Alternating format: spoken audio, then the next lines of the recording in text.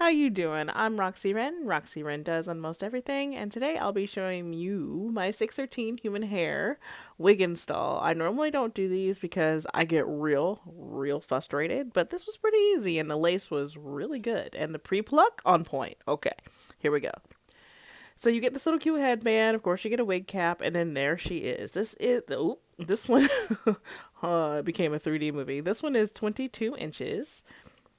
The color was perfect. It's so smooth. Not a lot of split ends. I can say that for a fact. I usually get hair and it's a lot of split ends. It's super thin. This is perfect. I use glue, then hairspray. I do it a little backwards. I don't put glue on my skin because I'm really sensitive, so I put it on over the lace. And voila. See how it lays? Just that middle part is just everything. The shine is ridiculous. I haven't even had to tone this yet.